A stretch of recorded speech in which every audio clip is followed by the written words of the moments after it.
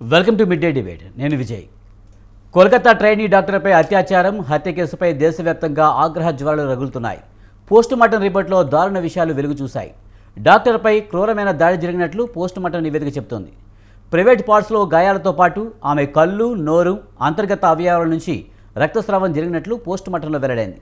ఇప్పుడు ఈ అంశం రాజకీయంగా కూడా తీవ్ర దుమారం రేపుతుంది. ఈ కేసులో నిందితులను కాపాడే ప్రయత్నం జరుగుతుందని ప్రతిపక్షాలు ఆరోపిస్తున్నాయి. స్వాతంత్ర్యం సాధించుకుని 78 ఏళ్లు గడుస్తున్నా ఇలాంటి అకృత్యాలు ఆగకపోవడం చూస్తుంటే దేశం ఎటువైపు పయనిస్తుందనే ప్రశ్న తలెత్తుతుంది.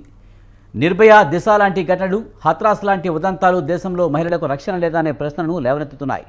ఇదే అంశం గురించి ఇవాల్టి మిడ్ డే డిబేట్లో చర్చిద్దాం.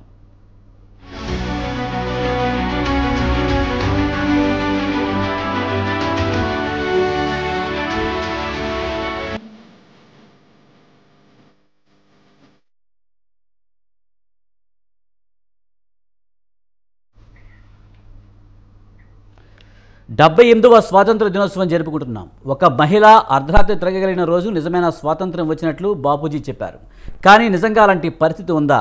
మన నిర్భయ, దిశ, ప్రీతి ఘటనలు చూస్తే మనకు అర్థమవుతుంది. ఇప్పుడు కొత్తగా కోల్కతాలో ట్రైనీ డాక్టర్ అత్యాచార ఘటన మరి ఎలా చూడాలి? మరి స్వతంత్ర భారతదేశం ఎట్టిపోతుందనే వాదన అయితే ఉంది. ఇక ఇదే అంశానికి సంబంధించి మనతో మాట్లాడేందుకు మన్నెం కోటేశ్వరరావు గారు, రాజకీయ విశ్లేషకులు, అలాగే రమాదేవి గారు, ఐద్వా రాష్ట్ర కార్యదర్శి, అలాగే హేమలత రెడ్డి గారు, సామాజికవేత్త మనతో ఉన్నారు. వారితో మాట్లాడదాం. ముందుగా మన్నెం కోటేశ్వరరావు గారు, నమస్తే అండి.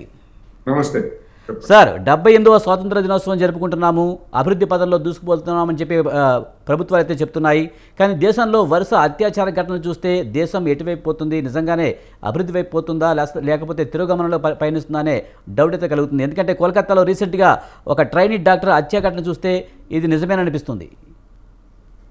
ఇప్పుడు అర్ధరాత్రి మహిళ జరగగలిగినప్పుడే స్వాతంత్రం అని చెప్పిన మహాత్ముడు పుట్టినటువంటి నేలలో అర్ధరాత్రి రోడ్ల మీద కాదు, సురక్షితమైనటువంటి ఆసుపత్రుల్లో కూడా ఈ విధమైనటువంటి దారుణాలు చోటు చేసుకుంటున్నాయంటే పరిస్థితులు ఎంత దిగజారాయో, లేదా నేరగాండ్లకు అటువంటి ధైర్యం ఎట్లా వస్తుంది అనేటువంటిది నిజంగా సభ్య సమాజం ఆందోళనతో ఆవేదన చెందాల్సినటువంటి అంశం.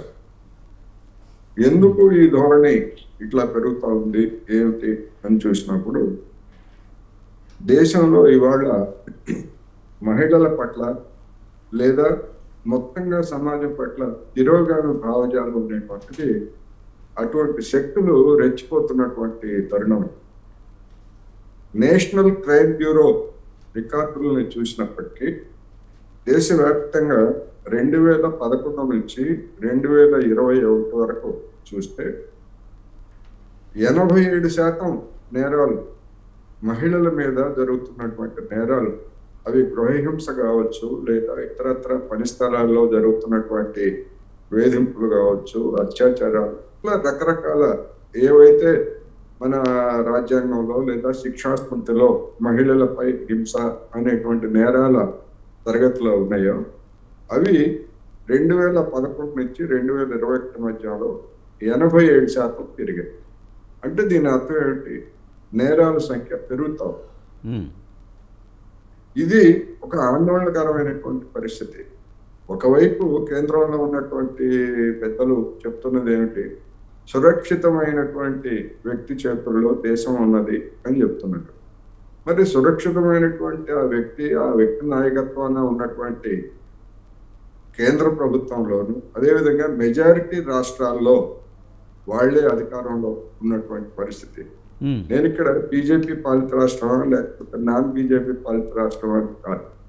కానీ ఇవాళ ఒక నేరేషన్, మాకు అధికారం ఇస్తే, కేంద్రంలో రాష్ట్రాల్లో అధికారం ఇస్తే అన్ని రకాల రక్షణలు కల్పిస్తామని చెప్తున్నటువంటి ఈ నేపథ్యంలో మరి ఈ నేరాలు ఈ విధంగా ఎందుకు పెరుగుతున్నాయి అనేటువంటిది ఎవరు సమాధానం చెప్పాలి అంటే డెఫినెట్ గా అధికారంలో ఉన్నటువంటి పెద్దలే సమాధానం చెప్పాలి. రాష్ట్రం, కేంద్రం అనేటువంటిది. ఉదాహరణకు ఇప్పుడు మనం చర్చించుకున్నటువంటి కలకత్తా ఉదంతం, ఆ కలకత్తా ఉదంతాన్ని దాచిపెట్టడానికి అక్కడ ఉన్నటువంటి ప్రభుత్వం స్వయంగా ఒక మహిళ అయి ఉండి, ముఖ్యమంత్రిగా ఉన్నటువంటి ఒక మహిళ అయి ఉండి ఆ ఉదంతాన్ని దాచిపెట్టడానికి ప్రయత్నించారంటే దాని అర్థం ఏమిటి? ఎవరిని కొంతమందిని రక్షించడానికి ప్రయత్నిస్తున్నారు అనేటువంటిది కదా సమస్య.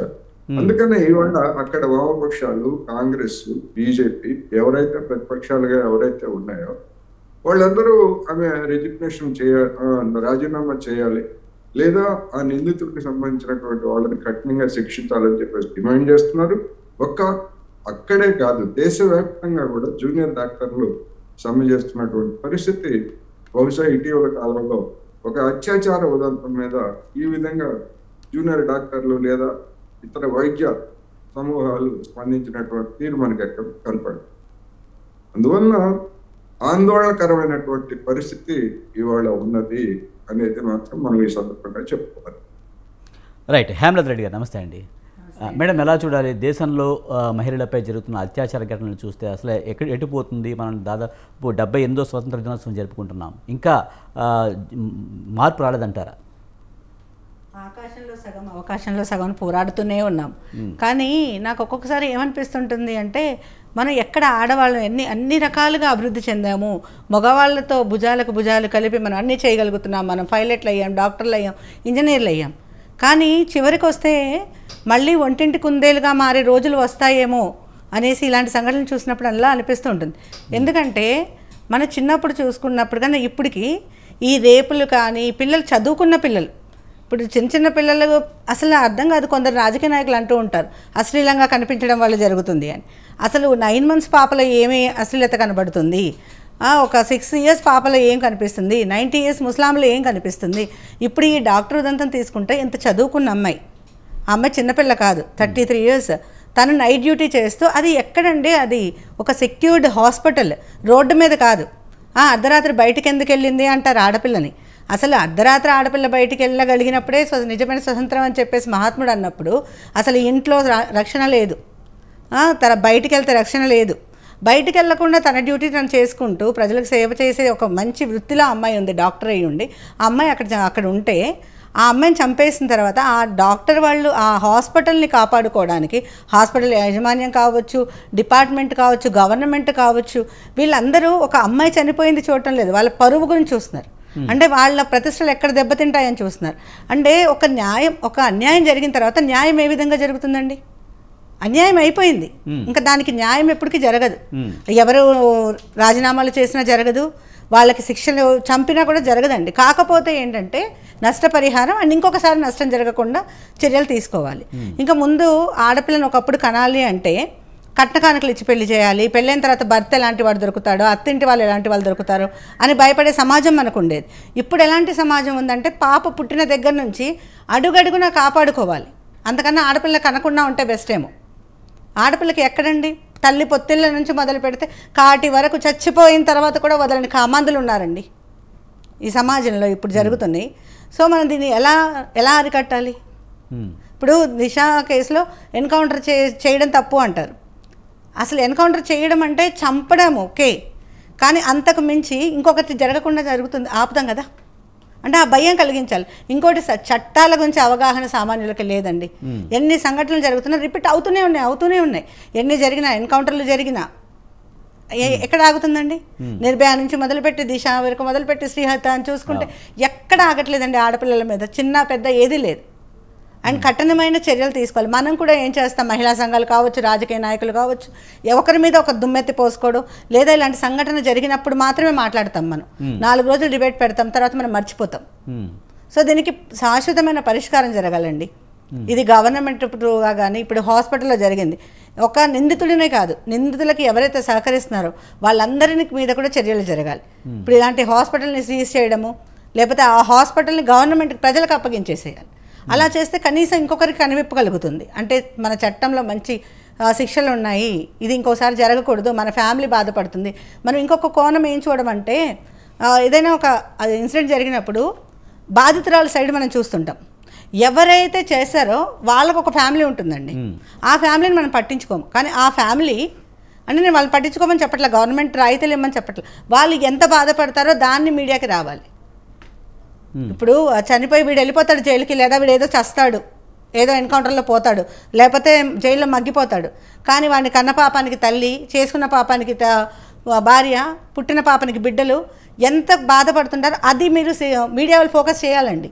ఫోకస్ చేస్తే ఇంకొకటికి భయం పుడుతుంది, అరే నేను ఏమైనా చేస్తే అలా జరుగుతుందేమో అని. చట్టాల మీద అవగాహన కలిగించాలి, ఇది నా అభిప్రాయం. మనతో పాటు రమాదేవి గారు ఉన్నారు, ఐద్వా రాష్ట్ర కార్యదర్శి, ఆమెతో మాట్లాడదాం. రమాదేవి గారు నమస్తే అండి. నమస్తే అండి. మేడం, దేశంలో జరుగుతున్న అత్యాచారాలు గురించి మీరేమంటారు? ముఖ్యంగా ప్రజల్లో మార్పు రాలేదంటారా, లేకపోతే నేర ప్రవృత్తి పెరిగిపోతుందంటారా దేశంలో? ముందుగా మనం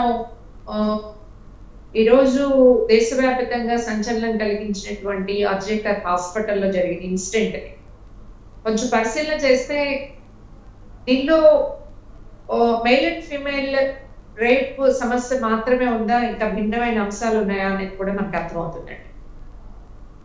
మనకి అక్కడ ఒక మహిళా ముఖ్యమంత్రి ఉన్నారు. వాస్తవంగా చాలా సంక్షేమ చర్యల గురించి కూడా చాలా చేపట్టారని కూడా మనం విన్నాం, చదువుతున్నాం.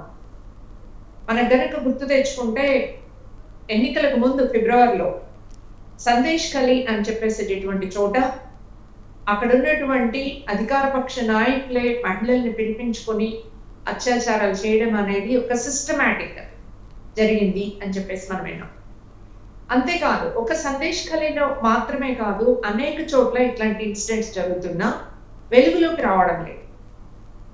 ఈ ఇన్సిడెంట్ ని మనం చూస్తే రాత్రి ఆందోళన చేస్తున్నటువంటి విద్యార్థుల మీద ఈ రోజు ఆగస్టు 15 పురస్కరించుకొని రాష్ట్ర వ్యాప్తంగా దేశంలో అనేక చోట్ల అమ్మాయికి మద్దతుగా నిందితులకు శిక్ష పడాలని కోరుతూ రాత్రి క్యాండిల్ ర్యాలీ నిర్వహిస్తూ వాళ్ళ ఆందోళనని కొనసాగిస్తూ ఉన్నారు.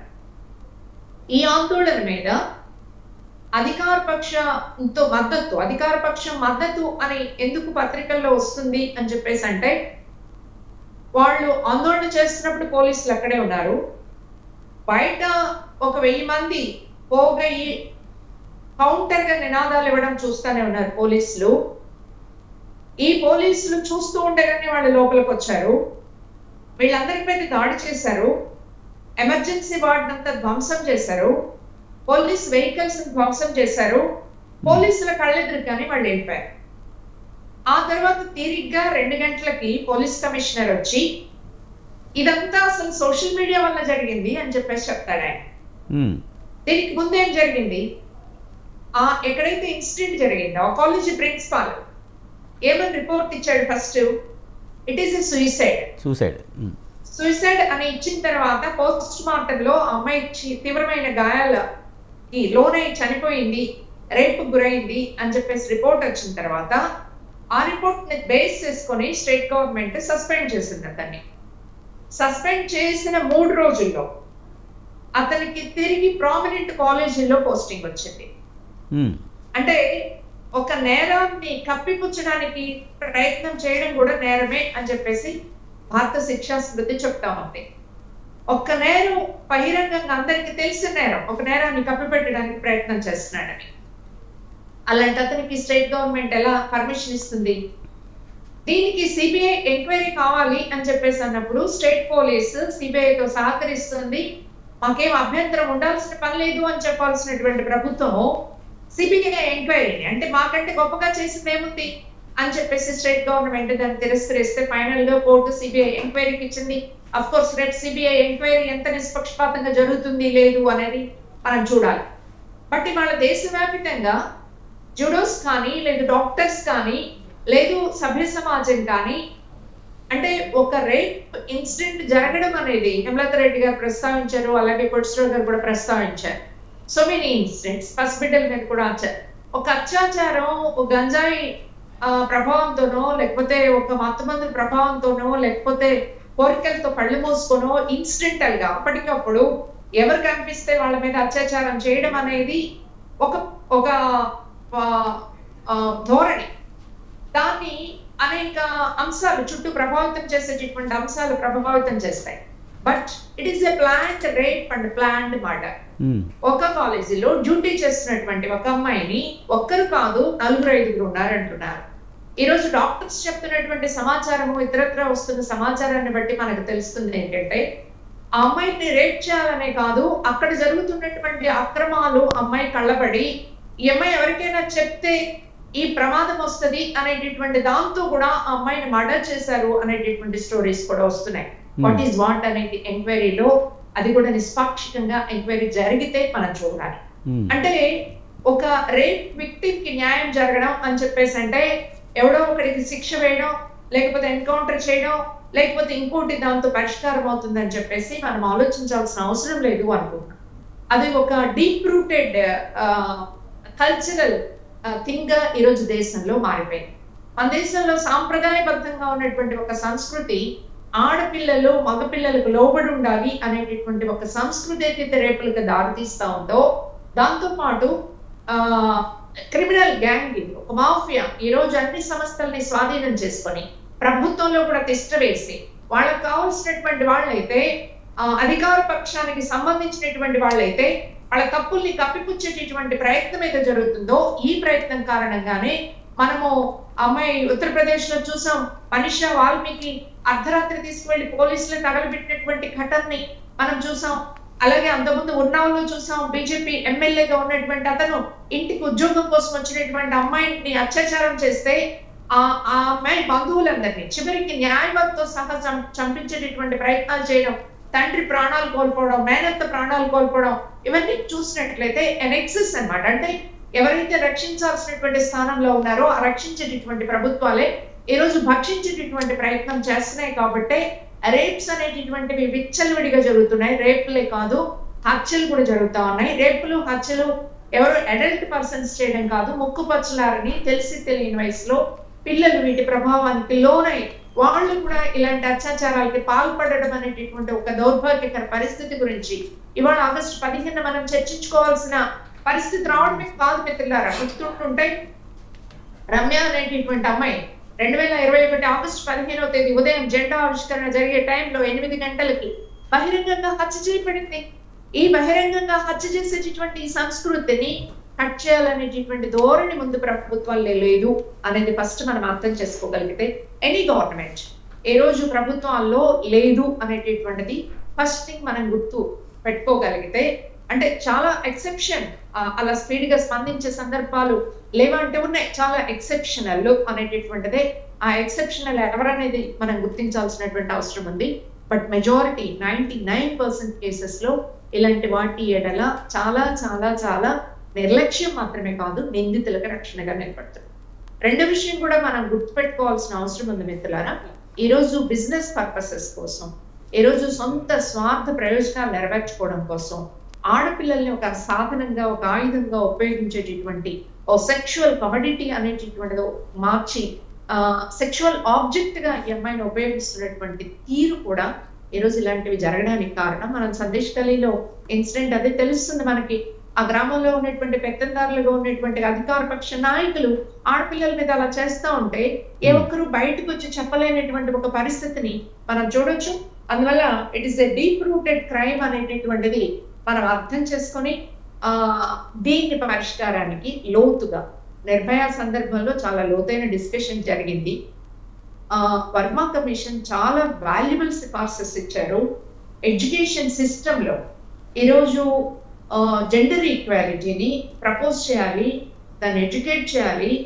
అది ఎడ్యుకేట్ చేయడం మాత్రమే కాదు, కుటుంబాలు కూడా మార్పు చెందాలి అని చెప్పారు. దాంతో పాటు గవర్నమెంట్ అఫీషియల్స్ జెండర్ సెన్సిటైజ్ కావాల్సిన అవసరం ఉందనేది, ఇవన్నీ కూడా secondary. Primary most important issue ఏమిటి అంటే, ఎవరైతే అధికారంలో ఉంటారో ఈ అధికారంలో ఉన్నటువంటి వాళ్ళు వాళ్ళ సొంత ప్రయోజనాల కోసం సొంత వ్యాపార సంస్థల్ని, సొంత వ్యక్తుల్ని, సొంత సంస్థల్ని సపోర్ట్ చేసే వరకు దీన్ని ఆపడం చాలా కష్టమవుతుందనే అంశాన్ని కూడా మనం గుర్తించాలని చెప్పేసి మేము భావిస్తున్నాం. అందుకోసమే రేపటి నుంచి దేశంలో ఈ విషయం మీద సమ్మె కూడా ప్రకటించారు. బహుశా ఇది ఏ టైం తీసుకుంటుందనేది మనం చెప్పకపోయినా అలాంటి వాళ్ళందరూ దీన్ని సపోర్ట్ చేయాల్సిన అవసరం ఉంది. రైట్, మనతో పాటు కృష్ణకుమారి గారు సామాజికవేత్త జాయిన్ అయ్యారు. కృష్ణకుమారి గారు నమస్తే అండి. మేడం, ఎలా చూడాలి? 78వ స్వాతంత్ర దినోత్సవం జరుపుకుంటున్నాము, కానీ దేశంలో మహిళల పరిస్థితి మారలేదు, అణచివేతకు గురవుతున్నారు అనేది ఒకటైతే దేశవ్యాప్తంగా చూస్తే అత్యాచారాల ఘటనలు కూడా దారుణంగా జరుగుతున్నాయి. కోల్కతాలో ట్రైనీ డాక్టర్పై జరిగిన అత్యాచారం కూడా ప్రీ ప్లాన్డ్ మర్డర్ చేశారనే ఆరోపణలు కూడా ఉన్నాయి. ఎలా చూడాలి? ఏదేమైనా దురదృష్టకరం అండి ఇట్లాంటివి. ఇప్పుడు మన 2 రాష్ట్రాల్లో కూడా చూసాం మనం. ఉయ్యాల్లో ఉన్న పాప దగ్గర నుంచి 80 ఏళ్ల ముసలాళ్ళ వరకు జరుగుతూ ఉన్నాయి. సొంత తండ్రే పిల్లల మీద చేయడం, ఇవన్నీ మనం చూస్తున్నాం. అదే ఇందాక మేడం చెప్పినట్లు మనం నిర్భయ నుంచి మనం ఏం నేర్చుకున్నాము? ప్రజలు కాదు నేర్చుకోవాల్సింది, పాలకులు నేర్చుకోవాలి. పాలకులకు బుద్ధి జ్ఞానం ఉంటే నిర్భయకు సంబంధించి 2013లో చాలా మంచి రికమెండేషన్స్ వచ్చాయి. ఈ రికమెండేషన్స్ని పక్కన పడేశారు, కోల్డ్ స్టోరేజ్లో పెట్టేశారు. నిర్భయ ఫండ్ క్రియేట్ చేశారు. ఫస్ట్ క్రియేట్ చేసిన ఫండ్కి ఇప్పుడున్న ఫండ్కి ఏమాత్రం సంబంధం లేదు. వీళ్ళు తినడానికి, వీళ్ళు సొంత ఆస్తులు సంపాదించుకోవడానికి వీళ్ళకి టైం దొరకట్లేదు. కానీ నిర్భయ ఫండ్ని కరెక్ట్గా ఎలకేట్ చేసి రాష్ట్రానికి ఎలకేట్ చేసి అవి సరిగా వాడే విధంగా రాష్ట్రాలను నిర్దేశించే విషయంలో కేంద్ర ప్రభుత్వం పూర్తిగా ఫెయిల్ అయింది. ఇలా జరిగే వాటన్నిటికీ నా దృష్టిలో స్థానిక ప్రభుత్వాలది ఎంత బాధ్యత ఉందో అంతకు 4-5 రెట్లు కేంద్ర ప్రభుత్వాందే బాధ్యత అని నేను అనుకుంటా. పైగా ఇంకోటి, ఎక్కడైనా గడ్డివాములు తగిలిపడిపోతున్నాయి అంటే పేలాలు ఏరుకునే రకంగా తయారైంది ఇప్పుడున్న కేంద్ర ప్రభుత్వం కూడా. ఇప్పుడు ఏం మాట్లాడుతుంది? అక్కడ శాంతి భద్రతలు బాగలేదు బెంగాల్లో, కాబట్టి రాష్ట్రపతి పాలన పెట్టాలి. ప్రతిదీ రాజకీయ అంశం చేస్తున్నారు. ఇప్పుడు మణిపూర్ ఉందండి, మణిపూరు మంటలు ఈ రోజుకి చల్లారలేదు. మరి అక్కడ ఎందుకు రాష్ట్రపతి పాలన గురించి మాట్లాడలేదు? అసలు మీరే పెద్ద మనిషి తరహాగా ఇక్కడ రాష్ట్ర ప్రభుత్వం ఫెయిల్ అయింది కాబట్టి రాష్ట్రపతి పాలన పెడుతున్నామని అనొచ్చు కదా. మరి ఇంకెవరన్నా అంటేనేమో రాజకీయం చేస్తున్నారంటారు. మీరు అసలు పరువు తీస్తున్నారు, దేశం పరువు తీస్తున్నారు అంటున్నారు. ఇప్పుడు నిర్భయ ఘటనలో ఉన్న నిందితుల్ని ఇంటర్వ్యూ చేయడానికి బ్రిటన్ నుంచి ఒక జర్నలిస్ట్ వచ్చి ఇంటర్వ్యూ చేస్తే ఆమె ఒక పెద్ద నివేదిక ఇచ్చింది. ఆ నివేదికలో అసలు మన భారతదేశం గురించి ఆమె చాలా స్టడీ చేసి చాలామంది నిందితుల్ని కలిసి మీరు ఎందుకు చేస్తున్నారు, మీ సామాజిక పరిస్థితి ఏంటి, మీ ఆర్థిక పరిస్థితి ఏంటి, మీ విద్యా అర్హతలు ఏంటి, ఇలా రకరకాలుగా అన్నీ ఆమె స్టడీ చేసి ఈ భారతదేశంలో ఇలా జరగడానికి ఇది కారణం అని చెప్పి ఆవిడ ఒక డాక్యుమెంటరీ తీస్తే దాన్ని మన వాళ్ళు మా దేశంలో ఇలా జరుగుతుంది అని మీరు వచ్చి తీస్తారా, మా పరువు తీస్తారా అని చెప్పి దాన్ని బ్యాన్ చేశారు. అంటే ఎన్ని రోజులు వీళ్ళు ఇట్లా డబ్బాలో పెట్టి అట్టి పెడతారు? అదేమన్నా ఆగిందా? దానికి సపోర్ట్ చేస్తూ మాట్లాడితే అలాంటి వాళ్ళని దేశద్రోహులు వీళ్ళ దృష్టిలో. ఇప్పుడు ఆమె సరిగా ఆమె పరిశోధన చేసి ఒక డాక్యుమెంట్ ఇచ్చింది. అసలు ఆమె ఇచ్చేదానికన్నా వర్మ కమిషన్ డాక్యుమెంట్ ఇంకా ముఖ్యమైనది. ఇప్పుడు వర్మ గారు ఇచ్చిన వర్మ కమిషన్ ఇచ్చిన రికమెండేషన్స్కి ఈవిడ తీసిన డాక్యుమెంటరీకి చాలా దగ్గర పోలికలు ఉన్నాయి. అంటే చాలా ప్రాక్టికల్గా మాట్లాడారు ఇద్దరు. మరి అలాంటి వాటిని మనం పక్కన పెట్టేసేసి మనం ఎంతసేపు కలర్ఫుల్గా ఆకర్షణీయంగా ఉన్న నినాదాలు అది బేటీ పడావో బేటీ బచావో ఇలాంటివన్నీ మాట్లాడుతున్నారు. ఏంటి ఉపయోగం చెప్పండి? ఈ దేశంలో పరిస్థితులు ఎక్కడ మారాయి? నిజంగా పాలకుల్లో మార్పు రావాలని చెప్తున్నారు. పాలకులు అంటే రాజకీయ నాయకులే. ఇలాంటి రాజకీయ నాయకుల మీద కూడా చాలా విమర్శలు వచ్చాయి. మనం చూసాం కర్ణాటకలో రేవಣ್ణ ప్రజ్వల్ రేవಣ್ణ ఇష్యూ కానీ ఇంకా చాలా మంది ఉన్నారు ఇలాంటి స్కామ్లు. రాజకీయ నాయకులు ఇలాంటి పనులు చేస్తున్నప్పుడు ఇంకా మామూలుగా ఉండే వ్యక్తులు చేయడానికి ఇదేముంది? అదేనండి, వీళ్ళు ఆదర్శంగా ఉండాలండి రాజకీయ నాయకులు. అలాగే ఐఏఎస్ ఆఫీసర్లు కావచ్చు, ఐపీఎస్ ఆఫీసర్లు కావచ్చు, టీచర్లు కావచ్చు, లెక్చరర్లు కావచ్చు, లాయర్లు కావచ్చు, ఇట్లాంటి వాళ్ళు చాలా ఆదర్శంగా ఉండాలి. మరి నేను మళ్ళీ ఇంకొకసారి నిర్భయ కేసు దగ్గరికి వెళ్తాను. ఆయన కోర్టులో ఒక లాయర్ మాట్లాడాడు. అతను ఏమన్నాడంటే, అసలు 9 గంటలకి ఆడపిల్లకి రోడ్డు మీద ఏంటి పని అండి? బాయ్ ఫ్రెండ్తో కలిసి సినిమాకి వెళ్తుందా? అదే నా కూతురు చేస్తే నేను తగలబెట్టేవాడిని అన్నాడు. ఆ క్షణం అండి అసలు అతన్ని బార్ అసోసియేషన్ నుంచి బహిష్కరించాలి. ఎందుకంటే ఒక అమ్మాయికి 9 గంటలప్పుడు ఒక బాయ్ ఫ్రెండ్తో కలిసి సినిమాకి వెళ్ళే స్వేచ్ఛ లేదా? సరే బాయ్ ఫ్రెండ్ అని ఎందుకు అనుకోవాలి? అన్నతో వెళ్తే ఊరుకుంటారా మీరు? ఫ్రెండ్ అయ్యొచ్చు, దాడి చేసేవాడు అన్న లేకపోతే బాయ్ ఫ్రెండ్ ఉన్నాడు అనే చూడరు కదా. అంటే చదువుకున్న వాళ్ళు ఇలాగే ఆలోచిస్తున్నారు. ఈ నిర్భయ నిందితులు ఎవ్వరు కూడా చదువుకున్న వాళ్ళు కాదు. వాళ్ళు మాట్లాడినా వాళ్ళేం మాట్లాడారు? రోడ్డు మీద మిఠాయి కనిపించింది తింటే తప్ప, 9 గంటలకు బాయ్ ఫ్రెండ్తో వెళ్ళే అమ్మాయికి ఏముంటుంది క్యారెక్టరు, అందుకే మేము ఇలా చేసామని వాళ్ళు మాట్లాడారు.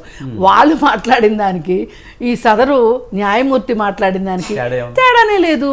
అంటే మన దేశంలో మగవాళ్ళు, అంటే అందరూ కాదు, నేను జనరలైజ్ చేయట్లేదు, ఆడవాళ్ళ పట్ల వాళ్ళకున్న అవగాహన కావచ్చు, వాళ్ళకి ఇస్తున్న స్థానం కావచ్చు, విలువ కావచ్చు, గౌరవం కావచ్చు ఇవ్వట్లేదు. అందుకే ఇలాంటివన్నీ జరుగుతున్నాయి. ఇప్పటికీ కూడా ఆడవాళ్ళని సెకండ్ జెండర్ గానే చూస్తున్నాం, సెకండ్ గానే చూస్తున్నాం తప్ప సమానంగా అసలు ఇప్పుడు 78వ స్వతంత్ర దినోత్సవం ఈ రోజుకి కూడా మనల్ని సెకండ్ గానే చూస్తున్నారు తప్ప మనం కూడా వాళ్ళతో సమానం చూడట్లేదండి. నైట్ అమ్మాయి వెళ్ళకూడదంటే ఇప్పుడు సాఫ్ట్వేర్ జాబ్స్లో నైట్ డ్యూటీ చేసిన అమ్మాయిలు ఉన్నారు, మరి క్యాబ్ డ్రైవర్లు కూడా అమ్మాయిల మీద అత్యాచారం చేస్తున్నారు. అంటే ఈ రకంగా వీళ్ళందరూ చెప్పేదాన్ని బట్టి ఏంటంటే అమ్మాయికి ఒక చీర కట్టించేసి 18 సంవత్సరాలకి ఇది వరకు చైల్డ్ మ్యారేజెస్ చేసేవాళ్ళు కదా, అలా మ్యారేజెస్ చేసేస్తే సరిపోతుంది. ఇంట్లో జరగట్లేదా? ఇంట్లో తండ్రి ఎట్లా చేశాడు, తండ్రి ఎట్లా చేస్తున్నాడు, తాత ఎట్లా చేస్తున్నాడు? ఎక్కడండి ఆడపిల్ల తల్లి పొత్తిళ్ళలో పడుకున్న పిల్లల్ని. నిజానికి హేమలత రెడ్డి గారు చూస్తే ఈ కోల్కతా ఘటనలో చూసుకుంటేనే అత్యాచారం చేసిన నిందితుడు వాడి క్యారెక్టర్ మామూలుగానే బాగాలేదు. సేమ్ టైం తప్పు చేశాను దొరికిపోయాను అని సిగ్గుపట్టలేదు వాడు. ఉరితీస్తారా తీయండి తీసుకోండి అని చెప్తున్నాడు. ఏంటి ఆ తెగింపు కారణం ఏంటంటారు? వాళ్ళకి వెనకాల వాళ్ళకి అన్ని ముందే తెలుసు, వాళ్ళని కాపాడే శక్తులు ఉన్నాయని తెలుసు, వాళ్ళు బయటకు వస్తారని తెలుసు. మన చట్టంలో ఏంటంటే ఒక్క నిందితుడికి 100 మంది నిందితులు తప్పించుకున్నా పర్లేదు, ఒక్క నిరపరాధి కూడా తప్పించుకోవద్దు అనేది ఒక మనం పెట్టుకున్న మన దాంట్లో ఉన్నది. కాబట్టి అదొక్క లూప్ చాలండి. ఆ లూప్ మీద ఎంతోమంది నిందితులు బయటకు వస్తున్నారు. అసలు నిర్భయ కేసు చేసుకుంటే 13 సంవత్సరాలు, ఎన్ని సంవత్సరాలు పోరాడిందండి వాళ్ళమ్మ. ఒక కేసు జరిగితే చెప్పుకోవడానికి కూడా భయపడుతున్న రోజులు ఉన్నాయి. ఇప్పుడు చాలా మటుకు మీడియా వల్ల కొన్ని బయటకు వస్తున్నాయి, కొన్ని బయటికి రాని కేసులు ఎన్నో ఉన్నాయి. ఇప్పుడు ఈ అమ్మాయి హాస్పిటల్లో చనిపోతే అంత క్లియర్గా కనిపిస్తుంటే కూడా అమ్మాయి సూసైడ్ చేసుకుంది అని చెప్పడం కానీ, ఆ అమ్మాయి నోరు మూయించి ఆ అమ్మాయి చనిపోయింది ఆ పేరెంట్స్ని బయటికి రానియకుండా చేయడం కానీ, ఇవన్నిటికి కూడా వాళ్ళకి ఏంటంటే చేసేవాడికి ధైర్యం ఎక్కడి నుంచి వస్తుందండి? నా వెనకాల మంది మార్బలం ఉంది, నేను బయటకు వస్తానన్న నమ్మకమే. అది కూడా కాదండి, రక్షించే వాళ్ళు ఉన్నారు లేదు అనేది కూడా కాదు. ఒక రకమైన ఒక మానసిక స్థాయికి వెళ్ళిపోయారండి ఇలాంటి నిందితులు. అది ఏళ్ళకేళ్ళు పడుతుందండి. ఎందుకంటే మనము వాళ్ళ పట్ల ఉదారంగా వ్యవహరించాలని కాదు, కానీ వాళ్ళు అలా తయారవ్వడం వెనకమాల ఉన్న సామాజిక ఆర్థిక రాజకీయ పరిస్థితులు మానసిక కారణాలని మనం కానీ చూసుకుంటే గనక అసలు వాళ్ళకి హోప్ ఏముంది చెప్పండి? ఇప్పుడు అతను కానిస్టేబుల్ ఉద్యోగం చేస్తున్నాడు, ఆ కానిస్టేబుల్ ఉద్యోగం ఏ రోజు ఉంటుందో తెలియదు, భవిష్యత్తుకు భద్రత లేదు, భవిష్యత్తు మీద ఆశ లేదు, ఒక హోప్ లేదు అసలు. అయితే ఇప్పుడు మనము ఉద్యోగంలోకి తీసుకునేటప్పుడే మనం ఏంటి చేయాలి అంటే, ఇప్పుడు సెక్యూరిటీ గార్డ్ అనగానే వీడికి దేహారుడ్యం ఉందా లేదా, లేదు ఏంటి అవన్నీ చూస్తారు తప్పితే వీడి మానసిక స్థాయి ఏంటి అనేది చూడట్లేదు. అసలు వీడు 4 పెళ్ళిళ్ళు చేసుకున్నాడు, 4 భార్యలను వదిలేశాడు అంటే అసలు వీడి మానసిక స్థితి ఏంటి అనేది చూసుకోవాలి కదా. ఇప్పుడు ఇట్లాంటి సున్నితమైన ప్రదేశాల్లో కాపలాకి పెట్టేటప్పుడు ఎలాగ ఆలోచించాలి అనేది ఉండాలి. ఇప్పుడు మన భువనగిరి హాస్టల్ ఘటన జరిగింది, అమ్మాయిల హాస్టల్. అక్కడ మీరు నమ్మరు, సెక్యూరిటీ గార్డ్ ఎవరో తెలుసా అండి? 65 ఏళ్ల ముసలమ్మ.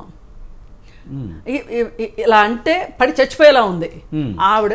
అక్కడ మొన్న బద్రిల్ హాస్టల్లో అమ్మాయి మీద ఒక స్కావెంజర్ 3 times రేప్ చేశాడు. అయితే అక్కడ ఉన్న పరిస్థితి ఎట్లా ఉందంటే, ఆ ఏరియా మొత్తంలో లైట్లు లేవండి. అసలు పెద్ద అడవిలాగా ఉంది, అది లైట్లు లేవు. ఆ రోజు విచారణ కోసం కొంతమంది పోలీసులు వచ్చి అక్కడ ఉన్నారు. ఇంక మేము హాస్టల్లో నుంచి బయటకు వచ్చి ఆ పోలీసులకు బతిమలాడాం. కనీసం 6 నెలల నుంచి అడుగుతున్నారంట, సంక్రాంతి పండుగ అప్పటి నుంచి ఇక్కడ లైట్లు లేవంట, మీరన్నా ఫోన్ చేసి చెప్పండి అని. అంటే వీళ్ళకి ఏంటి అంటే, అదేమో కాలేజీ, మెడికల్ కాలేజీ, అక్కడ ఏదో భద్రత ఉంది అని మనం నమ్ముతున్నాము. ఇక్కడ కూడా భద్రత లేని పరిస్థితి. ఆ గోడలు ఎట్లా ఉన్నాయంటే కొంచెం ఒక చిన్న స్టూల్ వేసుకుంటే గోడకి ఇటువైపుకు దూకొచ్చు. అది పైగా అమ్మాయిల హాస్టలు, పైగా వాళ్ళ అందులు, ఇంకెన్ని జాగ్రత్తలు తీసుకోవాలండి? చిన్న చిన్న ఆడపిల్లలండి, చిన్న పిల్లలండి పాపం. జరిగింది కదా మారుతి అనాథాశ్రమంలో జరిగింది, మియాపూర్లో. డోనరే వచ్చి అసలు ఆవిడే పంపించేదండి. ఆవిడతో ఎన్నోసార్లు మాట్లాడి ఎన్నోసార్లు నేను డొనేషన్స్ కలెక్ట్ చేసి వాళ్ళకి పంపించాను. అసలు ఆ అమ్మాయి హాస్పిటల్కి వెళ్ళి ఆ అమ్మాయి ఇంటికి వెళ్తే తెలిసింది ఆ అమ్మాయి హెల్త్ బాగాలేదని. చిన్నపిల్ల, 11 సంవత్సరాల పిల్ల.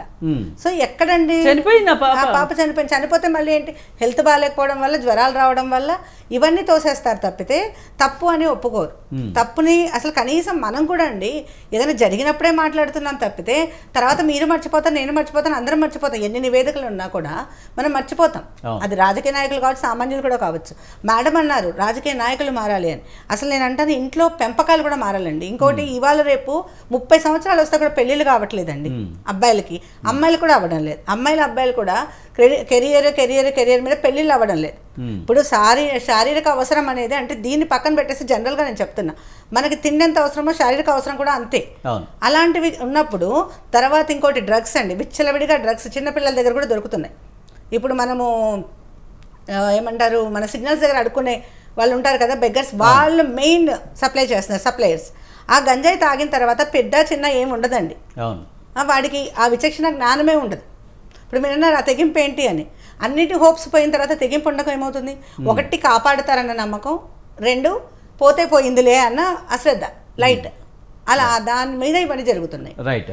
కోటేశ్వరరావు గారు, ముఖ్యంగా నిర్భయ చట్టం లాంటివి తీసుకొచ్చారు, ఎన్కౌంటర్ చేస్తున్నారు, ఉరి తీస్తున్నారు, కానీ అయినా ఆగడం లేదు. అంటే ఇంకా చట్టాల్లో మార్పు తీసుకురావాల్సిన అవసరం ఉందంటారా? ముఖ్యంగా ఇంతకుముందు మేడం చెప్పినట్టు నిర్భయ లాంటి ఘటనలు జరిగిన తర్వాత కొన్ని సిఫార్సులు వచ్చాయి, వాటిని ప్రభుత్వాలు కూడా పక్కన పెట్టిన పరిస్థితి ఉంది. సరైన చర్యలు ఇంకా ఎప్పటికీ తీసుకోవట్లేదు, రాజకీయ నాయకులు అండ కూడా ఉంది అని చెప్తున్నారు. ఇప్పుడు ఈ చట్టాలన్నీ తీసుకొచ్చిన తర్వాత, లేదా అనేక కమిషన్లు అనేక మంది సూచనలు చేసిన తర్వాత జరిగిందే రెగ్యులర్స్ మీద జరిగినటువంటి అఘాయిత్యాలు అనేటువంటి మనకు తెలిసిందే. ఆ రెగ్యులర్స్ ఫెడరేషన్ కి అధ్యక్షుడిగా ఉన్నటువంటి వ్యక్తి బీజేపీ ఎంపీ. అతని మీద స్పష్టమైనటువంటి ఫిర్యాదు చేస్తే, మామూలుగానే ఒక మహిళ ఎవరైనా ఫిర్యాదు చేస్తే వెంటనే అరెస్ట్ చేసి విచారణ చేయడం అనేటువంటి అందరికీ తెలిసిందే. ఆమె తప్పుడు ఆరోపణ చేసిందా లేదా అనేటువంటి తర్వాత. కానీ మరి ఆ ఎంపీని అరెస్ట్ చేయడానికి కానీ, లేకపోతే ఎంత ప్రయత్నించింది కేంద్రంలో ఉన్నటువంటి బీజేపీ ప్రభుత్వం. ఆ విధంగా అంటే ఉన్నత స్థాయిలో ఉన్నటువంటి వాళ్ళు అటువంటి, అంటే నోరున్నటువంటి వీధుల్లోకి వచ్చి ఆందోళన చేసి, దేశవ్యాప్తంగానే కాదు ప్రపంచవ్యాప్తంగా రెగ్యులర్స్ ఆందోళన అనేటువంటి ప్రపంచవ్యాప్తంగా అది ఆకర్షించింది. దాని తీవ్రత అలాంటిది. అయినప్పటికీ కేంద్రంలో ఉన్నటువంటి పెద్దలకు చీమ కుట్టినట్టుగా కూడా లేదు. ఎందుకని అంత ప్రతిష్టంగా తీసుకున్నారు దాన్ని? ఎందుకు ప్రతిష్టంగా తీసుకున్నారంటే, ఆ బ్రిజ్భూషణ్ అనేటువంటి వాడు పెద్ద గూండా, వాడు వెనకాల పెద్ద మాఫియాలు, ఎన్నికల్లో అవసరమైతే బూతుల్ని క్యాప్చర్ చేయగలడు, జనాన్ని వర్తించగలడు, ఓటర్ ప్రేరించగలడు, వాడి మద్దతు కావాలి. మరి ఇలాంటి వాళ్ళు ఒకవైపు, రెండో వైపు ఏమన్నా సుభాషితాలు, విశ్వగురువుగా భజనలు చేయించుకుంటారు, సుభాషితాలు చెప్తారు, బేటీ బచావో అంటారు, బేటీ పడావో అంటారు. మరి ఏమైంది? ఇప్పుడు ఒలింపిక్స్ లో అది మెడల్స్ రాకపోవడానికి కూడా రెగ్యులర్స్ చేసినటువంటి ఆందోళన ఒక కారణం అని చెప్పేసి ఒకటి మాట్లాడుతున్నాడు. ఏమనుకోవాలి, ఇట్లాంటి వాళ్ళని మనం పాలకులుగాను లేదా ఇట్లాంటి వాళ్ళందరినీ సమాజం భరిస్తూ ఉంటే ఎక్కడికి వెళ్తుందండి?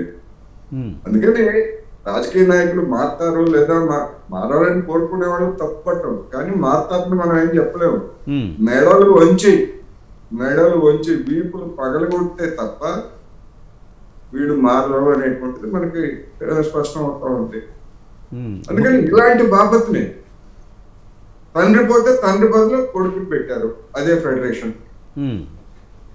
అంటే ఏంటి దాని అర్థం ఏంటి అంటే, కొన్ని సంస్థలు వాళ్ళకు గుప్త సంస్థలుగా ఉండాలి, వాడు ఏం చెప్తే అది వినాలి.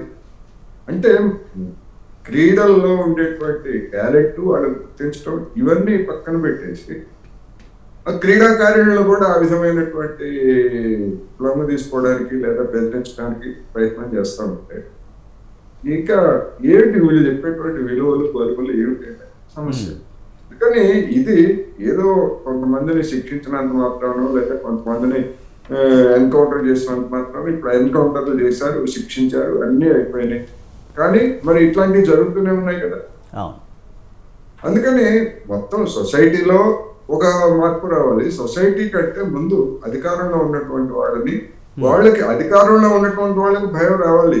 నేరాలు చేసేటువంటి వాళ్ళకి కాదు ముందు భయం రావాల్సింది. కానీ కోటేశ్వర గారు చూడాలి, ముఖ్యంగా చూస్తే కనుక కోల్కతా జరిగిన ఘటన చూసుకుంటే కనుక ఇప్పటికీ కూడా ఆ ఒక్క వ్యక్తే గురించి మనం మాట్లాడుకుంటున్నాం. కానీ సామూహిక రేప్ జరిగింది, స్పెర్న్ కూడా ఏదో 150 గ్రాములు ఏదో దొరికిందని చెప్తున్నారు. కానీ ఇప్పటికీ కూడా మిగతా వాళ్ళ పేర్లు ఏమీ రాని పరిస్థితి. ఎలా చూడాలి మరి వల్ల ఇప్పటికైనా సరే వస్తుందంటారా? అక్కడ ఏమిటి ఎందుకు దాచిపెడుతున్నారు అంటే ఇప్పుడు సందేశ్ ఖాళీ ఉదంతంలో అధికార పార్టీ నాయకుల యొక్క దుశ్చర్యలు అనేటువంటివి బయటకు వచ్చాయి, ఎక్స్పోజ్ అయ్యింది. ఇప్పుడు ఈ ఉదంతంలో కూడా జరిగినటువంటి దారుణం అంతా బయటకు వచ్చేట్లయితే రాజకీయంగా తన ప్రభుత్వానికి అది నచ్చ కాదు, జనం తిరుగుతారనేటువంటి భయం, జనం ఎదురు తిరుగుతారనేటువంటి భయం. అందుకనే ఒక మహిళ ఉండి కూడా ఆమె అటువంటిది చేస్తామంది. ఇప్పటికీ ఇంకా దేశంలో ఎన్ని జరగలేదా అని చెప్పేసి నిజంగా ఒక ముఖ్యమంత్రిగా తానే ముందుకు వచ్చి నిందితులకు శిక్ష పడేలా చేస్తే మంచి పేరు వస్తుంది కదా చెప్తుంది. అదే ఒకవైపు ఏంటంటే అధికారాన్ని కాపాడుకోవడానికి అవాంఛనీయమైనటువంటి శక్తుల మద్దతు కావాలి. ఆ అవాంఛనీయ శక్తులు చేసేటువంటి తప్పుడు పనులను కాపాడటానికి మళ్ళీ వాళ్ళందరినీ కూడా మూసిపెట్టడం. అంటే ఒకదానికి ఒక విషవలయం అధికారం అనేటువంటి దానికి కనుక ఒకసారి లోనైతే ఆ విషవలయం అనేటువంటిది ఒక నేరానికి ఇంకొక నేరాన్ని జత చేస్తుంది అనేటువంటిది మనకి రెగ్యులర్స్ విషయంలో కానివ్వండి, లేదా ఇక్కడ ఆర్జీ మెడికల్ కాలేజీలో జరిగింది కానీ ఏమైనా కానీ మనకి జాగ్రత్తగా పరిశీలిస్తే ఇది అవుతుంది. మన మేడం గారు రోజు దీన్ని పట్టించుకోవాలి కాదు, రోజు పట్టించుకోవడం అనేటువంటిది ఇప్పుడు మీడియాకి కానీ లేదా విశ్లేషకులుగా ఉన్నటువంటి వాళ్ళకి కానీ లేదా సంఘాలకు కానీ ఇక్కడ రోజు పట్టించుకోవడం అనేటువంటి ఎవరికి సాధ్యం కాదు. సంఘటన జరిగినప్పుడు తగిన విధంగా స్పందించాలా లేదా? ఇప్పుడు అనేది రోజు పట్టించుకోమని కాదు సార్, దీని మీద అవేర్నెస్ ఎప్పుడు ఉండాలి, స్కూల్స్ లో ఉండాలి, చట్టాల మీద ఉండాలి. జరిగినప్పుడు ఏదో అనడం కాదు, రోజు చెప్పమని కాదు. తేడాలు మనం నిర్భయ, దిశ ఉదంతాల సందర్భంగా సమాజం స్పందించినటువంటి తీరుకి మిగిలినటువంటి సందర్భాల్లో మిగిలినటువంటి దారుణాలు కూడా చాలా జరిగాయి కదా. మరి అటువంటి సందర్భాల్లో ఎందుకని సమాజం స్పందించట్లేదు? అందుకని సమాజం ఆత్మ విమర్శ చేసుకోవాలి. మొత్తం వ్యవస్థగానే చేసుకోవాలి. ముఖ్యంగా మహిళలు లేదా మహిళల మీద జరిగేటువంటి నేరాలు వీటన్నిటికీ ఒక సమగ్రమైనటువంటి జరగాలి తప్ప ఎక్కడో ఒక దగ్గర జరిగితే చాలదు అనేది ఈ సందర్భంగా నేను చెప్తాను. కృష్ణకుమారి గారు, కోల్కతా ఘటనలో చూస్తే కనుక నిందితుడు అసలు ఆసుపత్రి వైద్యుడే కాదు, ఆసుపత్రికి సంబంధించిన వాడే కాదు, సమ్ పోలీస్ ఇన్ఫార్మర్ ఏదో చెప్తున్నారు. ఆ క్యాంపస్లో రెగ్యులర్గా తిరుగుతూ ఉంటాడు, వస్తూ ఉంటాడని చెప్తున్నారు. అంటే అక్కడ ఎవరో ఒక సపోర్ట్ ఉండబట్టే కదా అలా జరుగుతుంది. అంటే ఇప్పుడు మనం ఈ కోల్కతా ఘటన లాగానే ఇలా జరిగేటప్పుడు వేరే ఘటనలు కూడా ఇలాగే పోలి ఉంటున్నాయండి. ఇప్పుడు ఇందాక నేను భువనగిరి హాస్టల్ అన్నాను కదా, అక్కడ ఆటో అతను మామూలుగా ఏంటి, పిల్లల్ని స్కూల్కి తీసుకెళ్లే టైంలో పిల్లల్ని స్కూల్కి తీసుకురావాలి, సాయంకాలం దించాలి, అంతటితో అయిపోతుంది కదా. అతను పొద్దున్న 6 నుంచి అక్కడికి వచ్చి రాత్రి 10 వరకు ఉంటాడు అదే హాస్టల్లో. వార్డెన్ని ఇంటికి తీసుకెళ్లేది కూడా అతనే, వార్డెన్ని తీసుకొచ్చేది అతనే. అంటే ఎప్పుడన్నా ఒకసారి వస్తుంది, వార్డెన్ రోజు రాదు. అంటే ఇక్కడ అసలు అజమాయిషీ చేయవలసిన వాళ్ళు అజమాయిషీ చేయకుండా ఆటో డ్రైవర్ అజమాయిషీ చేశాడు, హాస్టల్ మొత్తాన్ని అతని చేతిలో పెట్టుకున్నాడు. పైగా వీళ్ళు ఏం చేస్తున్నారంటే ఇంకా బాధాకరమైన విషయం, ఎవరైతే బాధితులు ఉన్నారో వాళ్ళనే బాధితులను చేస్తున్నారు. ఇప్పుడు అక్కడ 2 పిల్లలు చనిపోయారు, ఆడపిల్లలు ఇద్దరు చనిపోయారు. వాళ్ళిద్దరికి మంచి లీడర్షిప్ క్వాలిటీస్ ఉన్నాయి, బాగా చదువుతారు. అయితే కూడా ఏం చేశారు, అసలు వాళ్ళిద్దరికి ఏదో ఒక రిలేషన్షిప్ ఉంది, అందుకే వాళ్ళిద్దరూ చనిపోయారు అని చెప్పి, ఉరేసుకుని చనిపోయారు అని చెప్పి. ఇప్పుడు మేము ఆ బంకర్ బెడ్ల దగ్గరికి వెళ్ళి చూసాము. అసలు అక్కడ ఉరి వేసుకుని చనిపోయే అవకాశమే లేదు అసలు. వాళ్ళే చంపి వాళ్ళు ఉరేసుకుని చనిపోయారని చెప్పారు. ఈ రోజుకి ఆ ఘటనకు సంబంధించి ఏమీ లేదు ఇంతవరకు. అది అయిపోయింది. మొన్న సంఘటన అంతే. ఏ హాస్టల్లో ఏం జరిగినా ఇంతే జరుగుతుంది. పైగా దీనికి మన సమాజం దగ్గర నుంచి పౌర స్పందన ఉన్నది చూసారా? అది ఇప్పుడు ఈమె డాక్టరు, ఆమె దిశలో ఆమె డాక్టరు, ఇలా ఒక వర్గ దృక్పథం కనిపిస్తుంది. అది మరింత బాధాకరం అవుతుంది.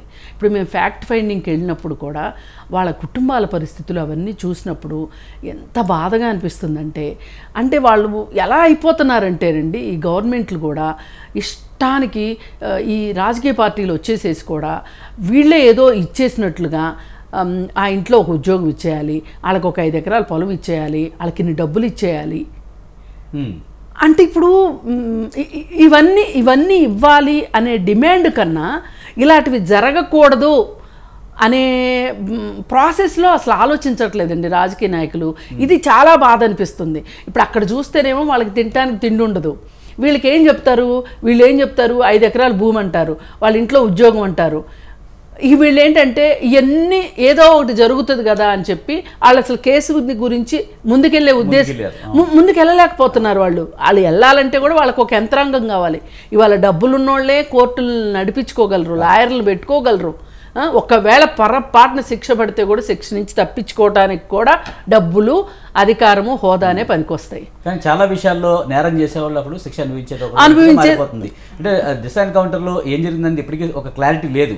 నిజంగా ఎన్కౌంటర్ కాబడ్డ వాళ్ళు కూడా వాళ్ళే చేశారని గ్యారంటీ కూడా లేని పరిస్థితి. వాళ్ళకి బ్యాక్గ్రౌండ్ కూడా లేదు. అలా కదండి, వాళ్ళు చేయలేదు అని కూడా మేము అనట్లేదు. కానీ విచారణ జరగకుండా ఎన్కౌంటర్ చేయడం అనేది చట్టాన్ని చేతిలోకి తీసుకోవడం. పైగా దీని గురించి ఆ రోజేమో పూలు, పళ్ళు, కాయలు అన్నీ వేయించుకున్నాడు సజ్జనార్ గారు. మొన్న కోర్టులో కేసు వస్తే, హ్యూమన్ రైట్స్ వాళ్ళు కేసు తీసుకుని వస్తే, అబ్బాయి ఆ ఎన్కౌంటర్కి నాకు సంబంధం లేదన్నాడు. ఈ పోలీసులు ఇలా ఉంటారు, కిందోళ్ళ మీద తోసేసి వీళ్ళు హాయిగా ఉంటారు. అందుకని ఎన్కౌంటర్లు పరిష్కారం కాదు, అవగాహనే పరిష్కారం. జస్టిస్ వర్మ చెప్పింది అదే. చిన్నప్పటి నుంచి ఇంట్లో నేర్పించాలి, స్కూల్లో నేర్పించాలి, చట్టాల పట్ల అవగాహన కల్పించాలి. ఇవన్నీ చేస్తేనే దీనికి ఒక దారి దొరుకుతుంది తప్పితే అప్పుడే కూడా అయిపోద్దని నమ్మకం నాకైతే ఏం కనిపించట్లేదు. ఒకటి, కనీసం ఒక అవగాహన ఉంటే ఒక్క క్షణం ఆలోచిస్తారు. ఆ ఆలోచనే లేని పరిస్థితుల్లో వాళ్ళకున్న పేదరికం కావచ్చు, వాళ్ళకున్న దురలవాట్లు కావచ్చు, లేదంటే సామాజిక స్థాయి కావచ్చు, భవిష్యత్తు మీద నమ్మకం లేకపోవటం కావచ్చు, వాళ్ళకి ఈ జీవితం ఉంటే ఎంత పోతే ఎంత అన్నట్లున్నారు. పైగా మియాపూర్లో ఒక తండ్రి కూతురు పైన అత్యాచారం చేశాడు. అత్యాచారం చేయడానికి రెండు రీజన్స్. ఈ తండ్రి సరిగ్గా పనిపాట చేయడు, మద్యపానం చేస్తాడు. పైగా ఈ స్మార్ట్ ఫోన్ వచ్చిన తర్వాత అశ్లీల వీడియోలు చూస్తున్నాడు. ఇది అసలు ముఖ్యంగా ప్రేరేపిస్తున్నది ఈ అశ్లీల వీడియోలండి. ఇప్పుడు కావాలంటే ఇప్పుడు కోల్కతాలో దొరికిన వాడి సెల్ ఫోన్ చెక్ చేస్తే వాడు ఏం చూశాడో తెలుస్తుంది. ప్రతి క్రైమ్కి వెనకమాల, ప్రతి హత్యకి, మానభంగాలకి, దేనికైనా కానీ వెనకమాల అదే వచ్చింది, అదే వస్తుంది. ఇక అందులో డౌట్ లేదు. అయితే దురదృష్టం ఏంటి అంటే, ఇప్పుడు ఆ మియాపూర్ తల్లి తన భర్తే చేశాడు అని తనకు కూడా తెలుసు, పోలీసులు నిరూపించారు కూడా. కానీ ఆవిడ చేత ఏం చెప్పించారంటే, వాడు ఇప్పుడు జైలుకి వెళ్ళి కూర్చుంటే నీ పరిస్థితి అని చెప్పి, మా ఆయన అలా చేయడు, నాకు మా ఆయన మీద నమ్మకం ఉంది, 2 మాటలు నేర్పించి పంపించారు ఆవిడకి. మరి ఎవరన్నా ఇలా చేస్తే నువ్వేమంటావు అంటే, మా ఆయన చేయడు. ఆ 2 చిలక పలుకులు తన కూతురికి అన్యాయం జరిగితే కూడా ఆ తండ్రిని నిలదీయలేని పరిస్థితిలో తల్లి ఉంది. అలాంటి సామాజిక పరిస్థితులు ఉన్నప్పుడు ఇలాంటివి చాలా యథేచ్ఛగా జరుగుతాయండి. సమూలమైన మార్పులు రాకోకుండా అర్ధరాత్రి ఏ ప్రభుత్వములోనూ ఆగవు. ఇది మనం రాసి పెట్టుకోవాలి. ఇక మమతా బెనర్జీ గారి గురించి మాట్లాడుకోవాలి ఒక్క నిమిషం. ఆవిడ ఆవిడ రాజకీయ జీవిత ప్రస్థానం మొదలైందే ఒక అత్యాచార ఘటన. కలకత్తాలో జరిగిన ఒక అత్యాచార ఘటనకి ఆమె ఫైర్ బ్రాండ్గా పేరు వచ్చిందే అక్కడ. ఆ రోజు ఆవిడ ఆ వేధింపులకు సంబంధించి ఆవిడ మొత్తం రాష్ట్రం అంతా కదిలిచ్చింది. అలా ఆమె రాజకీయ నాయకురాలు అయింది. ఈరోజు ఇప్పుడు అక్కడ జరుగుతున్నాయి. సరే, ఏ ప్రభుత్వంలో అయినా జరుగుతాయని అనుకున్నప్పటికీ కూడా అక్కడ బీజేపీ వాళ్ళు పోషిస్తున్న పాత్ర ఇవాళ అక్కడ హాస్పిటల్లో విధ్వంసాలు, అక్కడ జరుగుతున్న గొడవలు, వీటన్నిటికీ వెనకమాల ఉన్నది మట్టుకు నిరసనకారుల పేరుతో విధ్వంసకారులే ఉంటున్నారు. మణిపూర్లో జరిగినా ఇలాగే జరిగింది. నిరసనకారులని పేరు వాళ్ళకి, కానీ వాళ్ళు విధ్వంసకారులు. ఇప్పుడు నిన్న మొన్న బంగ్లాదేశ్లో జరిగింది కూడా అది. ఎక్కడ జరుగుతున్నా ఇలాగే జరుగుతున్నాయి. ఒక కారణం పైకి కనిపిస్తూ ఉంటుంది, ఇంకొకళ్ళు వెనకమాల బ్యాక్గ్రౌండ్ వర్క్ చేసుకుంటూ వెళ్తున్నారు. అందుకని ఏంటి అంటే ఏది ఏమైనా అసలు ఇలాంటి ఘటనలకి రాజకీయాలు ముడిపెట్టొద్దు. మమతా బెనర్జీ ముడిపెట్టొద్దు, బీజేపీ వాళ్ళు ముడిపెట్టొద్దు, ఎవరు ముడిపెట్టొద్దు. అసలు రాజకీయాలకు శిక్షించాల్సిందే.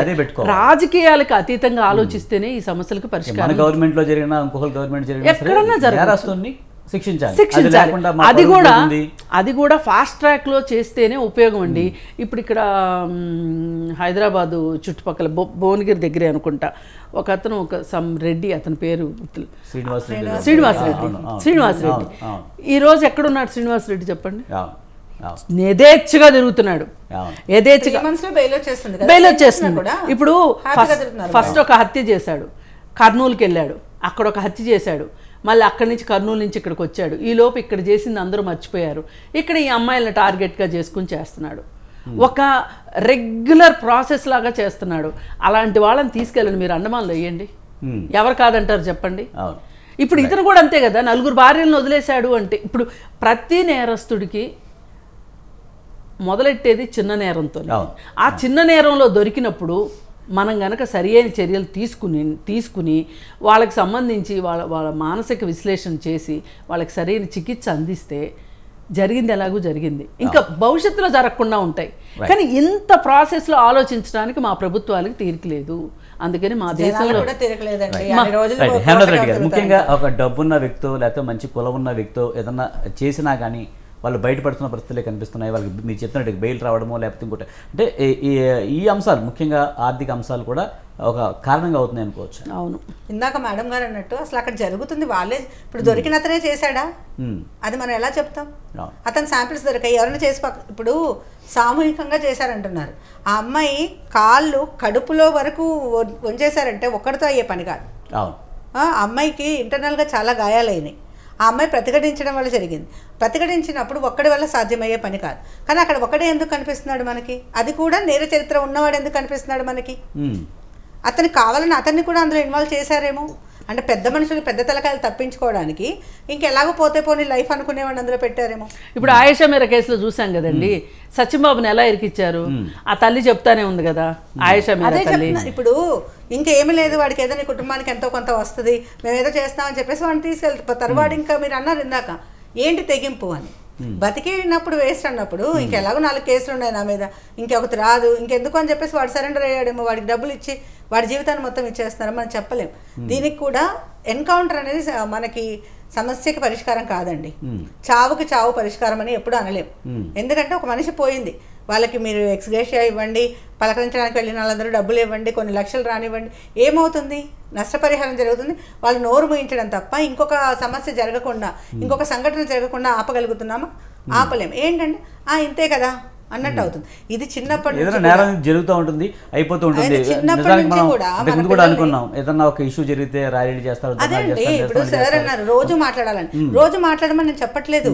మన ఇంట్లో ఒక పాప ఉంటే పిల్లకి చిన్నప్పటి నుంచి మనం చెప్తాం, అమ్మ నువ్వు డ్రెస్సులు మంచిగా వేసుకో, అమ్మ రాత్రిపూట నువ్వు బయటికి వెళ్ళకు. ఇప్పుడు నేను ఇంత మాట్లాడుతున్నా, నా కొడుకు బయటకు వెళ్తే ధైర్యంగా ఉంటుంది, నా కూతురు ఇంటికి వచ్చేదాకా నేను ఫోన్లు చేస్తాను. దేనికి? మనం అడవిలో ఉన్నామా? మనుషులు ఉన్నాం కదా. కానీ మన పిల్ల బాగుంది, మన పిల్లలకి ఎలాంటి ప్రాబ్లం లేదు. రేపు పొద్దున ఏమైనా జరిగితే ఆ చేసిన ఎవడేమండు, ఈమె ఎందుకు పంపించాలి రాత్రి పిల్లని బయటికి? ఈ పిల్ల ఇప్పుడు జాబ్ చేయకపోతే ఏంటి? మరి అలాంటప్పుడు ఎందుకు చదివించాము?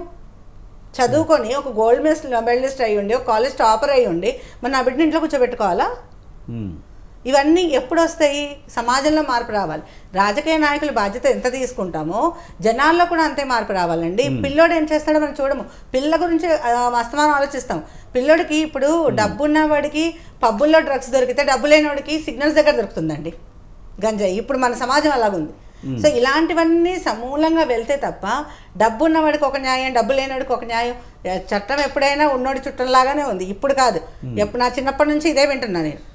ఇప్పుడు ఈ మీడియాస్ వచ్చాయి, ఇంతమంది సోషల్గా మనం మాట్లాడుతున్నాము, ఉద్యమాలు జరుగుతున్నాయి, క్యాండిల్ ర్యాలీ చేశారు. ఇప్పుడు మేడం అన్నట్టు నిరసనకారులు అనేసి ఇది సమస్యని డీవియేట్ చేయడానికి, ఇక్కడ ఉన్న సమస్యని వాళ్ళ మీదకి తిప్పడానికి, విద్వాంసం సృష్టించి ఇప్పుడు మన ఫోకస్ అంతా అటెళ్ళిపోవడానికి, దీన్ని వదిలేసి దాని మీద చేయడానికి మాత్రమే ఇది రాజకీయ నాయకుల కుట్ర అనొచ్చు, లేకపోతే మన హాస్పిటల్ యాజమాన్యం అయ్యుండొచ్చు. ఇప్పుడు ఆ అమ్మాయిని అంత క్రూరంగా చంపాడు అంటే ఆ అమ్మాయికి ఇంకేమున్నాయి? ఆ అమ్మాయికి ఏం తెలుసు? అప్పుడు లోపల జరుగుతున్నాయి ఏమైనా తెలిస్తే ఆ అమ్మాయిని నోరుమించడానికి చేశారు.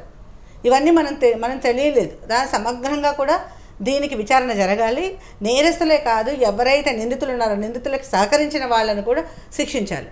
అదే హాస్పిటల్ యాజమాన్యం అయినా సరే, పోలీస్ డిపార్ట్మెంట్లో అధికారులైనా సరే, రాజకీయ నాయకుల బిడ్డలైనా సరే. కాకపోతే మనం చూస్తున్నాం అండి, మొన్న ఒక డాన్ వాళ్ళ మనవడు రోడ్డు మీద యాక్సిడెంట్ చేసి ఇద్దరు చనిపోతే ఓన్లీ 200 పేజీలు ఎస్సే రాయించి 200 వర్డ్స్ సంథింగ్ ఎస్సే రాయించి వదిలేశారంట. ఇద్దరు మనుషులు చచ్చిపోతే అదే డబ్బున్నవాడు కాబట్టి. చిన్న యాక్సిడెంట్ చేస్తేనే మన బండి తీసుకెళ్ళి అక్కడ పెట్టేసుకుంటారు, మనం బస్సాలని ఎవరు అంటే చెప్తున్నాను. వీళ్ళకి వాళ్ళకి న్యాయం అంటే వదిలేయండి వీళ్ళని నేను చెప్పట్లేదు. అంటే న్యాయం అందరికీ ఒకలాగా ఉంటుందా? ప్రతిసారి చిన్నవాడు ఎక్కదో ఒకలాగా విరికిచ్చేస్తారు వాడిని. ఇప్పుడు మొన్న చైత్ర ఒక అమ్మాయిది అయింది ఇక్కడ సింగరేణిలో. వాడు ఎవరు చేశాడో కూడా తెలియదు. వాళ్ళకి డబ్బులు ఇచ్చారు, వాళ్ళు సైలెంట్ అయిపోయారు. వాడు రైలు పట్టాల మీద శవం అయితే వెళ్ళాడు, అది సెకండరీ. సో దీనివల్ల సమస్య పరిష్కారం అయ్యిందా? జరుగుతూనే ఉన్నాయి కదా. ఎక్కడ సురక్షితంగా ఉన్నాం మనం? సో ఇవన్నీ జరగాలంటే మూలాల నుంచి ప్రక్షాళన జరగాలి తప్పితే మనం రోజు మాట్లాడుకుంటే అవుతుందనో, లేకపోతే మనం డిబేట్లు చేస్తే అవుతుందనో, లేకపోతే ఒక సీఎం రాజీనామా చేస్తే అవుతుందో, ఒక పిఎం రాజీనామా చేస్తే ఇదంతా మారుతుందో అనేది అవ్వదండి. Right. Thank you Hemalatha Reddy గారు, అలాగే కృష్ణకుమారి గారు, మన్యం కోటేశ్వర గారు. థ్యాంక్ యూ వెరీ మచ్ అండి డిబేట్లో పాల్గొన్నందుకు. ఇది ఇవాల్టి మిడ్ డే డిబేట్. చూస్తూనే ఉండండి స్వతంత్ర.